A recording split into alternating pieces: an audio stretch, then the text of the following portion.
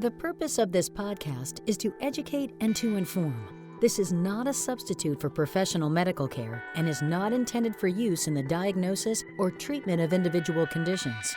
Guests on this podcast express their own opinions, experience, and conclusions.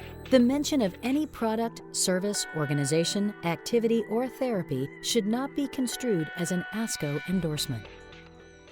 Welcome to this ASCO in Action podcast. This is ASCO's monthly podcast series where we explore policy and practice issues that impact oncologists, the entire cancer care delivery team, and the individuals we care for, people with cancer. My name is Clifford Hudis, and I'm the CEO of ASCO, as well as the host of the ASCO in Action podcast series.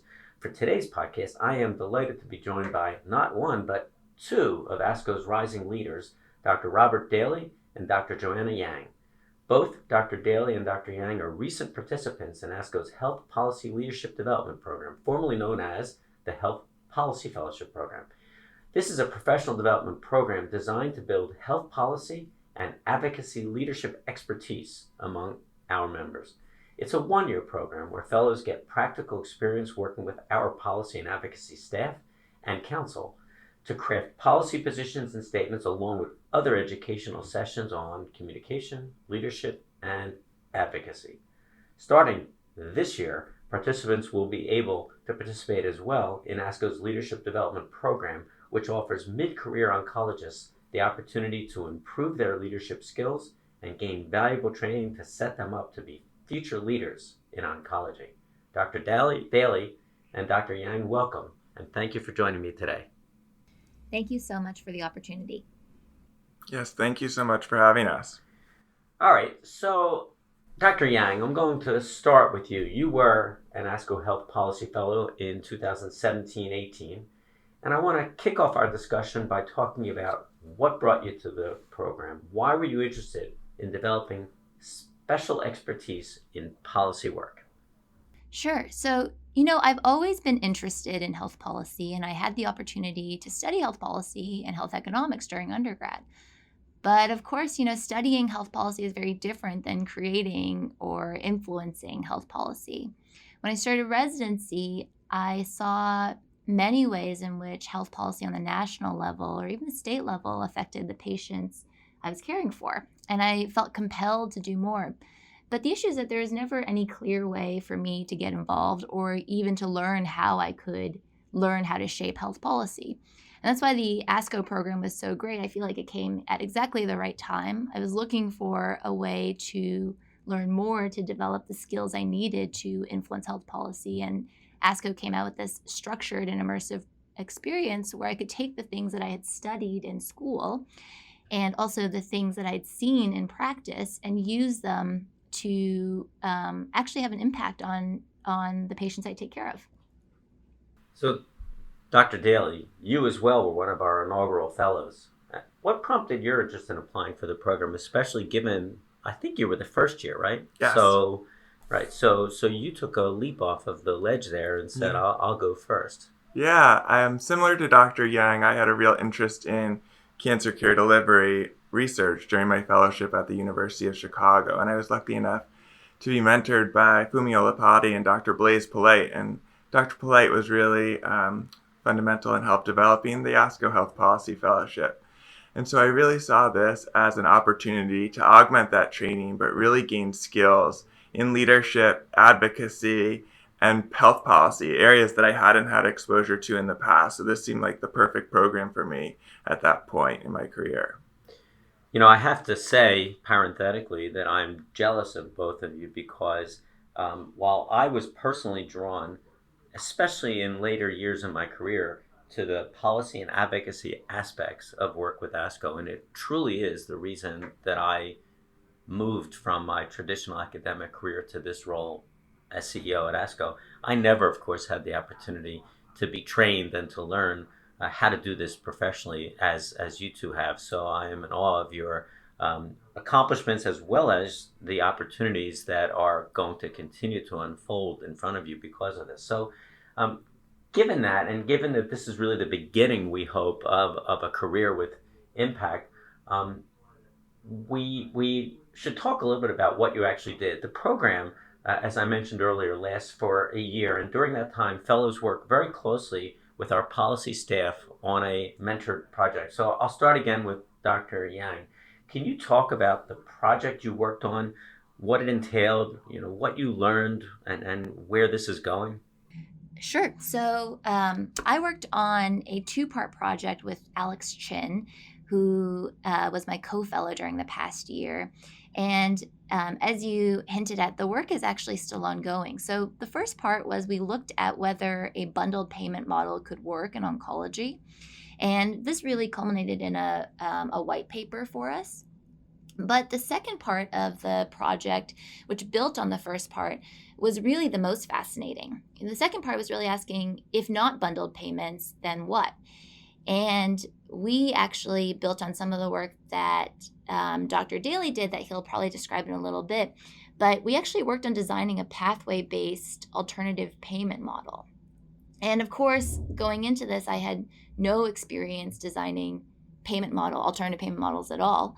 But the beauty of the program is that from the very beginning, Deb came in, said, we will not be having you do any work that is not necessary. So all the work that you do is important to ASCO, is important to our patients. And that was really true for our project. So we were able to work with the ASCO staff and our mentors, Ray Page and Linda Bosterman, and a whole team of experts to create an alternative payment model that we thought would allow oncologists to prescribe the right drug at the right time without being penalized by the high drug costs. So I guess based on that, we really should have started with you, Dr. Daly, but your mentor project was centered around clinical pathways, and I understand that ends up being the foundation for the alternative payment model that Dr. Yang just described. So can you talk a little bit about that process, what you did as an inaugural fellow in this, and what you learned as you went through the work? Absolutely. So I was lucky enough to be able to serve on the ASCO task force on pathways. So that was an incredible experience for me because I really got to interact with leaders on this issue, including Robin Zahn and Ray Page, who are very active in cancer care policy, both at the state level in Indiana and Texas, but also on a national level. So to be able to gain their mentorship that early on in the fellowship was really a great asset for me. And we were looking at how do we write the criteria for what constitutes a high quality pathway. So I really got to see from soup to nuts, how do you write a policy statement? How do you solicit input from those important stakeholders? So the stakeholders in this case were fundamentally the patients, but also providers, ASCO's Government Relations Committee and State Affiliate Council, ASCO's board, the vendors, get all of their input together to create a policy statement that can really influence change. And then lastly, I played the part of representing ASCO in discussions with the pathway vendors about these criteria for high quality pathways. So I learned about the important role ASCO can have on influencing the development of products and services that impact patient care, but also the impact ASCO can have on legislation. So in California, Connecticut, and other states, they started to look at policy around pathways, policies around implementing the criteria that ASCO had developed so that those pathways that were being used in their state were high quality. So it really showed me the reach of ASCO and the impact of ASCO on patients and providers. That's amazing because it really is a reminder, and I'm going to come back to this idea about how much impact one person and one project can ultimately have. And I think that in these sometimes cynical times, people forget that. I alluded to this before, but my own engagement with ASCO was accelerated by my experience as an advocate on Capitol Hill. Again, an amateur to your professionalism. So I wonder if you would reflect on your experience during the fellowship program. I understand you were both frequently called on to join in advocacy meetings on Capitol Hill. And this was with federal agencies as well as, I assume, with representatives, senators, and their staff. Did either of you have any experience doing this before ASCO took it to Capitol Hill? I had never had any experience doing advocacy meetings, so it was really, the fellowship really helped me learn how to do that and how to do that effectively. What was the first meeting like? My first meeting was here in Manhattan. It was at the office of Senator Gillibrand, and I was accompanied by Heather Hilton, who is an ASCO advocate and someone who has served on the Government Relations Committee. And I was really nervous. I didn't know what to expect, but we met with one of her health policy staffers and really had an engaging discussion about an ASCO advocacy issue, where we really felt heard. We were able to share patient stories and also deliver data that ASCO had collected to help support our view. So it was really an exciting experience for me. And then I got to replicate that experience on Capitol Hill, meeting with congressional representatives from New York in their offices. But then also, as you said, going to government agencies, which was a different experience as well. So I really got to see a broad perspective of how you can advocate for policy issues for ASCO. Dr. Yang, how would you describe your initial advocacy meetings for someone who hasn't participated before? What does it feel like to walk into that first meeting and begin that first discussion? Sure. I've done that for my friends before. I've described these meetings, and they always say, it's really not at all what they expected. And I think that Dr. Daly's description is exactly right. So, you go with your group, usually it's by state, to the member's office. And then depending on how much room there is and how many meetings are being held that day, your meeting is either going to be in a conference room in the member's office, or even more frequently in the hall or any room that's available. And the member is not always there, but one of their staffers is, or sometimes multiple staffers, who are always really young, but super, super, super knowledgeable about the issue. And basically, you go around and you introduce yourselves and then describe the issues that you're here to discuss. And it's interesting because ASCO always does a great job of making you exceedingly well prepared with the facts. But the truth is that most members and most staffers are most interested in hearing the patient stories, which is why it's so important that oncologists come to the Hill to have these meetings. I think that no matter how well you try to prepare, ultimately, it really just comes down to engaging with the staffer and finding some area of common ground. And it's, cancer is so common that most of the time in these meetings, I find that staffers or members will say, I have a family member or a friend or some other loved one who has cancer. And, it's really great that you guys are here. My own experience, I'm here to talk to you and the listeners want to hear from you, but I just can't help but share.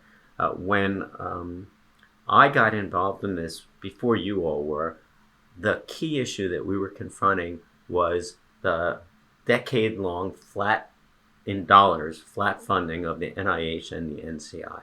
And my first trips to Capitol Hill consisted of virtually beating on doors and explaining why this was a mistake for the country and for our people, and getting what felt like the cold shoulder. Over and over again, the same arguments seemed to fall on deaf ears. But, and this is an important but, what I have learned is that repeatedly making rational, evidence-based, and appealing anecdotal arguments, just as you described, can ultimately move the needle, and it does. And so my personal cynicism with regard to politics and making a difference has gone down, not up, with aging. And I think listeners should think about this. You will never go to a congressional office and change a mind in one quick phone call. But when dozens and hundreds of people do it repeatedly over months and years, we actually do have the chance to positively influence policy and legislative actions and regulations in the United States. And you should be, forgive me for waxing so poetic, you should be proud that you've committed to doing this early, and I hope you start to see the rewards. So I'm sorry to carry on about my own experience there, but it really is part of what has helped motivate all the staff to get behind this program and launch it and support it. Looking back, I'll turn back to you, Dr. Daly. You're a couple years removed now from the program. Can you identify one or several key learnings from your time as an ASCO policy fellow that have stuck with you, that you find yourself coming back to in your daily life? Yeah, I think what you just said, Dr. Hudis, about how you can really have an impact is something that I learned during this fellowship. It wasn't something that I had been aware of in the past because I had never done advocacy work before in the past. So I think what this fellowship really trained me to do was to be an effective advocate, and that is something that I can use in a multitude of different areas as an oncologist. So combining the patient stories that we talked about that are so visceral and so needed when you're trying to get through to those legislators or policymakers that you're trying to reach, but also backing that up with data. And I think ASCO really equipped us well as advocates to have the data as well as the personal stories to influence change. So using tools like CancerLink to be able to look at broader data sets and say, we know this is impacting our patients. We can see that. And now we need to think of a solution for change. And I think being involved in helping to create some of those solutions was also really valuable for me. So with the pathways, creating the policy paper, but also serving on committees during that fellowship year on MACRA and other issues like opioid legislation that were really affecting our patients, and seeing how ASCO was affecting change in those areas was something that will stay with me throughout my career.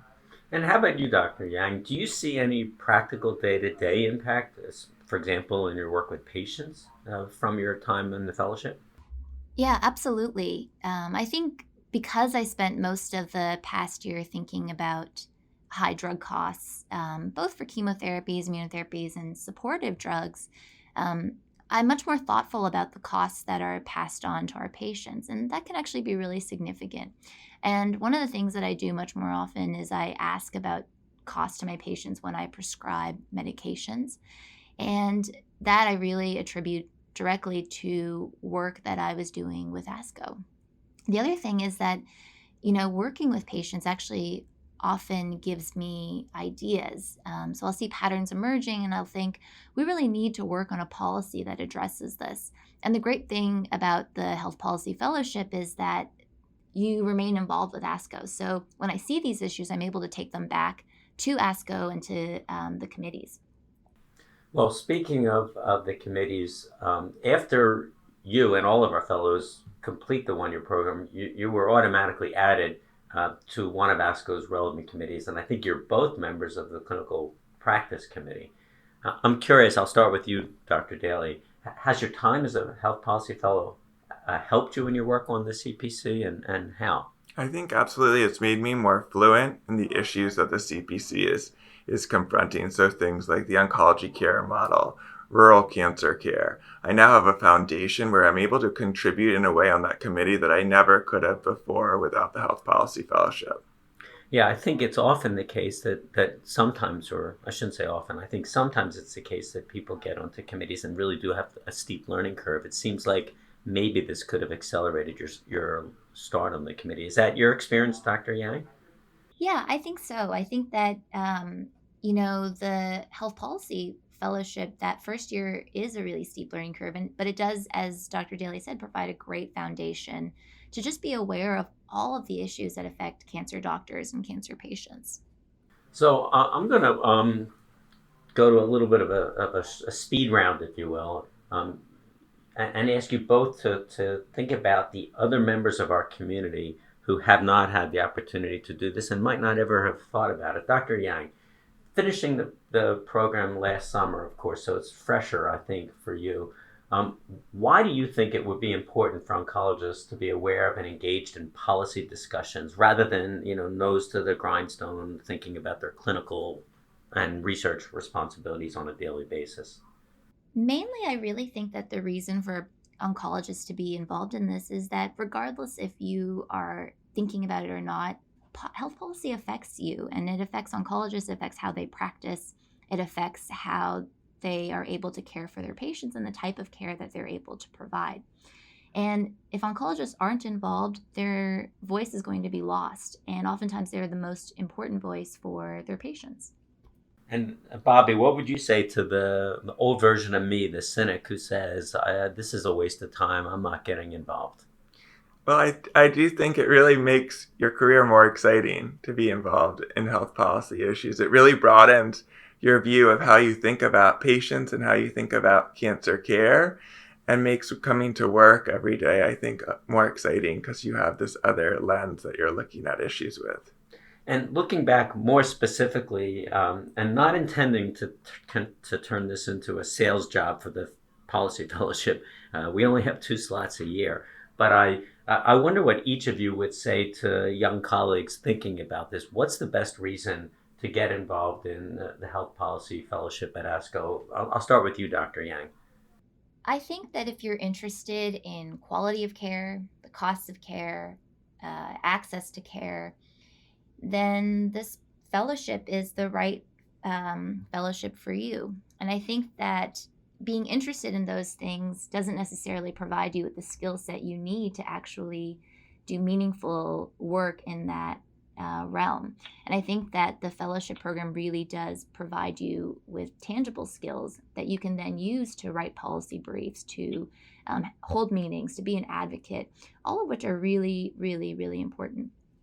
Dr. Daly, is there anything you can add to that, or does that pretty much sum it up? I think that's absolutely right. And I would just add the mentorship of the fellowship is really incredible. So getting to interact with the ASCO leaders like Robin Zahn or Ray Page or Blaise Polite, but also the ASCO staff as well, who are incredible in the policy area, like Deb Kamen. I think I learned so much from being in their presence for a year and just absorbing all of the knowledge that they had and the experience they had. And when I was at the annual meeting just a couple weeks ago, it was just such a fun pleasure to be there and see all of them and know that those relationships are something that will be with me throughout my career, and they have really influenced me.